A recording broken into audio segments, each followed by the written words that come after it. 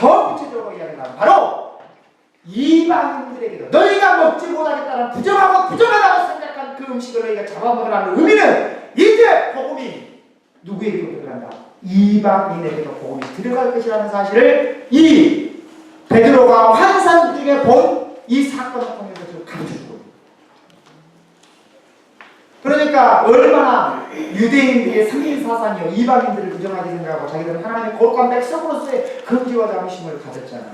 근데 이제는 그걸 깨시잖아요. 그걸 깨시면서 뭐냐면 이제는 누구든지 예수 그리스도를 믿으면 구원을 받는다. 그래서 이제는 먹는 문제가 아니라 이 음식을 먹으라는 의미는 이제 뭐예요? 너가 가서 누구에게도 이방인에게도 가서 뭐예요? 나 복음을 전한다. 그 복음을 전하기 위해서는 이 환상을 통해서 더 구체적으로 이야기한다면요, 하나님께서 베드로를 누구 집에 보내려고 하신 거예요? 고넬료 집. 고넬료는 이방인입니다. 고넬료는 지금 이방인이거든요. 그러니까 만약에 이 환상을 통해서 참먹으라는 의도는 이 고정관념을 깨고 내가 누구에게 가야 되는 거예요? 고넬료의 집에 가서 너가 가서 복음을 전하라. 이것을 지금 말씀하고 있는 거예요. 자, 한번 15절 말씀을 한번 보십시오. 15절. 또 두 번째 소리가 있을 때 하나님께서 깨끗하게 하신 것을 내가 속되하지 말라. 자, 첫 번째 잡아먹으라 했는데 못 잡아먹어. 두 번째로 잡아먹어라. 못 잡아먹겠다 했겠죠. 그러니까 뭐라 그래요? 야, 누가 속되게 한 거예요? 이 속기. 하나님께서 깨끗하게 하셨다.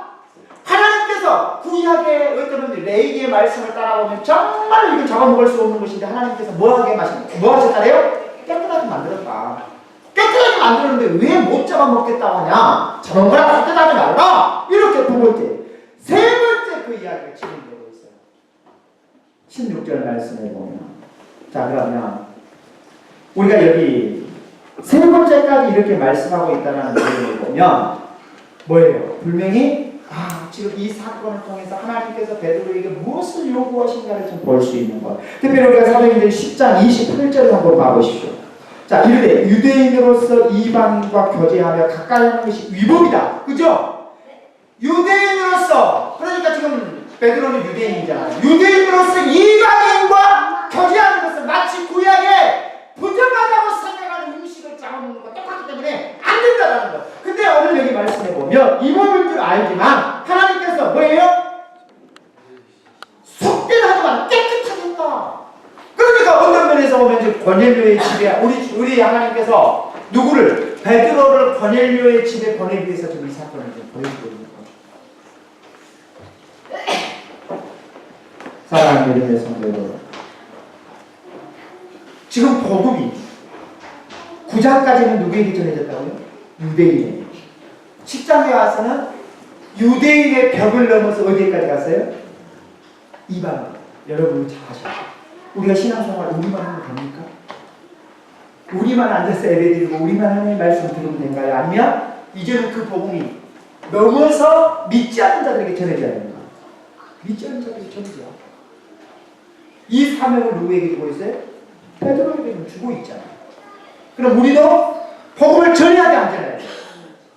이 자리가 좋사오니 여기다가 우리가 초막 셋을 깁시다. 우리가 지금 신앙생활하는데 전혀 힘든 것 없고 좋으니까 이렇게 합시다 하면 안 된다는 거예요. 여러분, 자라나지 못하면 문제가 있는 거예요. 그죠? 성숙해가지 못하면 문제가 있는 거예요. 우리의 신앙이 자라나지 못하면 문제가 있는 거예요. 우리의 신앙을 에베소서에서 말씀하고 있는 것처럼 우리의 신앙이 자라가는 그리스도의 장성한 분량까지 우리의 신앙이 자라가야 돼요. 우리의 신앙이 자라가지 못하면 아이가 태어나서 자라가지 못하면 어떻게 되겠어요, 여러분? 자라가기를 원하세요. 그래서 교회는 자라가야 돼요. 성숙해가야 돼요. 자, 그러면 사랑하는 믿음의 성도 여러분, 이 복음이 결국은 뭘 했냐? 유대인이나 이방인이나 차별을 없앴습니다. 아셨죠? 복음은 유대인이나 이방인을 차별하지 않습니다. 헬라인이나 무슬림, 피부가 검정사람, 이런 사람들에게 차별 없이 복음을 전해줘야 됩니다. 그리고 누구든지 예수 그리스도의 복음을 받아들이는 자는 구원을 받도록 우리 주님이, 우리 하나님께서 그렇게 하셨습니다. 그럼 우리는 어찌해야 되냐? 바로 주님을 증거하는 삶을 살아가시죠. 사랑하는 믿음의 성도 여러분, 교회 안에는 차별이 있을 수가 없어요. 아셨죠? 오늘 보세요. 복음이 차별을 없앴잖아요. 복음이 차별하지 않도록 만들고 있잖아요. 그러면 오늘 우리가 교회 안에서도 차별이 없어요. 정말 만약에 교회 안에서 차별이 생겨난다면 문제가 있어요. 잘 살고 못 사는 거. 또 내가 많이 배웠네, 적게 배웠네. 이러한 조건들을 내세우는 거. 이건 있을 수가 없는 것이죠. 교회 안에서. 절대 복음이 모든 차별을 무너뜨렸습니다. 오늘 여기 16절 말씀을 한번 보십시오. 이런 일이 3번 있은 후 그 그릇이 곧 하늘로 올려져 가니라. 자, 몇 번 있었어요? 베드로가 똑같은 환상을 몇 번 본 거예요? 3번 봤어요. 3번 봤다는 사실을 놓고 보면 왜 3번을 봤겠어요? 그만큼 중요하다. 그만큼 중요성을 띠기 때문에 3번을 이야기하고 있는데요. 자, 그러면 여러분 한번 우리가 복음을 들을 때 자꾸 하나님께서 나에게 한번 예전에도 이 말씀을 하셨는데 2번 하시는데 3번 하시는데 이렇게 말씀하시는 우리는 어떻게 해야 되죠? 하나님의 음성을 들으셔야 돼요. 근데 자꾸 우리가 그걸 부인하려고 하면 할수록 힘들어져. 예전에도 나에게 이런 말씀을 하시더니 또 동일하게 이야기하시네. 동일하게 가르쳐 주시네. 동일하게 나에게 들려지게 하시네. 이건 뭐예요? 하나님이 주신 음성이죠. 지금 베드로에게 그러고 있잖아요. 베드로에게 동일하게 3번의 그 사건이 일어나고 있잖아요. 베드로는 안 하겠다 했잖아요. 안 잡아먹겠다 했잖아요. 속되게 내가 못 잡아먹겠다고 했잖아요. 그런데 우리 하나님께서는 속대라 하지 말아라, 나는 깨끗하게 했다 하면서 3번을 반복적으로 이야기하잖아요. 그러면 우리가 설교를 들을 때 하나님 정말 우리가 말씀을 묵상할 때 기도할 때 동일한 사건을 나에게 반복적으로 해주고 있다는 우리는 그것을 아멘으로 받으셔야 돼요. 하나님께서 나에게 주신 응답. 그죠? 하나님께서 나에게 주신 응답이에요. 자, 이 베드로가 자꾸 안 하려고 하니까 17절 이하의 말씀을 한번 보세요. 베드로가 환상을 보고 아직까지 마음속에 의아한 생각을 가지고 있었어요.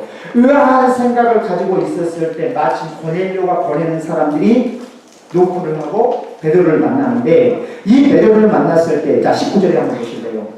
19절에 보시면 베드로가 그 환상에 대하여 생각할 때 성령께서 그에게 말씀하시되 2 사람들을 찾으니 아주 구체적으로 가르치잖아요. 2 사람은 누구겠어요? 누가 보낸 사람이에요? 고넬료가 하인들을 보냈잖아요. 구한 사람하고. 본인이 20절 일어나 내려가 의심하지 말고 함께 가라. 여러분 하나님께서 우리에게 주신 말씀은 의심하면 안 돼요. 하나님께서 우리에게 주신 말씀을 의심하면 안 돼요. 2번, 3번을 우리에게 주실 때 그 말씀을 받아들이셔야 돼요. 그래서 오늘 여기 말씀해 보면 하나님께서 베드로에게 뭐라고 해요? 의심하지 말고 찾아온 사람들과 함께 가라 라고 말씀하면서 20절에 보시면 내가 그들을 보내었노라. 실질적으로 누가 보냈어요? 고넬료가 보냈지만 하나님께서 그렇게 하게 하셨다는 거죠. 사랑하는 믿음의 성도 여러분, 저는 이 말씀을 보면서 지금 고넬료가 기도하다가 베드로가 기도하다가 결국 고넬료가 하나님의 성령께서 자기에게 가르치신 대로 옆바로 사람을 보냈고 사람을 보내서 이 베드로를 청에 오게 했고 이 사건들이 결국 사람이 하고 있는 것 같지만 그 내면 속에는 지금 누가 그 일을 진행해 가도록 하고 계시냐? 하나님이 하고 계십니다. 그러니까 베드로와 이 고넬료의 만남의 주소는 내면적으로 하나님이 주선하고 계십니다. 사람이 하고 있는 것 같죠. 여러분 정말 우리가 하나님의 말씀을 들을 때 사람이 이야기하고 있고 설교하고 있는 것 같지만 하나님께서 세운 설교자의 입술을 통해 나에게 하나님께서 말씀하고 있음을 들으시기를 주님의 이름으로 축원합니다. 이 말씀 들려줘야. 자, 그래서 결국은 어떻게 했냐면 베드로가 고넬료가 보낸 사람을 따라 고넬료의 집으로 가죠. 자, 고넬료의 집으로 가기까지. 자, 한번 이제 결론입니다. 베드로는 가려고 했어요. 잡아먹을 가려고 했어요. 안 가려고? 안 가겠다라는 거죠. 못 잡아먹겠다. 안 잡아먹겠다. 이런 사건을 통해서 안 하려고 했죠. 그런데 하나님께서 끝까지 하게 하시잖아요. 이 말씀 속에 한번 우리가 생각해 볼 것이 있다면 우리는 너무나 잘못된 편견을 가지고 있어요. 잘못된 편견. 누구처럼? 베드로처럼. 이미 하나님께서는 복음이 사도행전 예수 그리스도께서 하나님 나라에 승천하시면서 복음이 세계적으로 퍼져가기를 원했어요. 근데 베드로는 안 나으려고 하잖아요. 자, 우리가 잘못하면 잘못된 편견으로 하나님께서 나에게 말씀하고 있음에도 불구하고 내가 가지고 있는 편견이 하나님의 말씀을 무시하려고 할 때가 있어요. 누구처럼? 본문에 나오는 베드로처럼. 그러면 내가 하나님의 말씀 앞에 순종할 수 있는 길은 어디 있느냐? 내 편견을 버리셔야 해요. 내 편견을 버리셔야 하죠. 내가 가지고 있는 잘못된 편견을 버리시고 하나님의 말씀을 들으셔야 해요. 그래야지 내가 순종할 수 있는 거죠. 근데 자꾸 우리는 이제 내가 가지고 있는 편견이 있어요. 이 편견이 순종하지 못하도록 만들어요. 우리 목사님이 기도하실 때 그런 이야기 하잖아요. 그런 기도 하셨잖아요. 뭐냐? 정말 우리 환경이 신앙의 진보를 못 누리게 하고 어떤 여건이 나로 하여금 신앙의 성숙을 이루어가지 못하도록 하는 내 환경이 이러니까요. 내 여건이 이러니까요. 여러분 정말 이스라엘 백성들이 출애굽하러 가는 과정 속에서 하나님께서 환경이 이러니 너 못 간다. 앞에 홍해가 있으니 너희 못 건너갈 거야. 여리고가 앞에 있으니까 못 넘어갈 거야. 요단이 있으니까 못 갈 거야. 너희들이 사막을 어떻게 갈 수 있어? 이렇게 말씀하신 것이 아니고 이스라엘 백성들이 사막을 걸어갈 때 하나님께서 동행해 주신 줄 믿으시길 바랍니다. 그리고 앞에 홍해가 있을 때는 야 홍해 때문에 너희들 못 가겠지. 돌아서 가라가 아니라 잠잠하고 여호와의 권하심을 보자라는 거죠. 여러분 우리의 신앙은 그러셔야 합니다. 목사님 환경이 이런데요.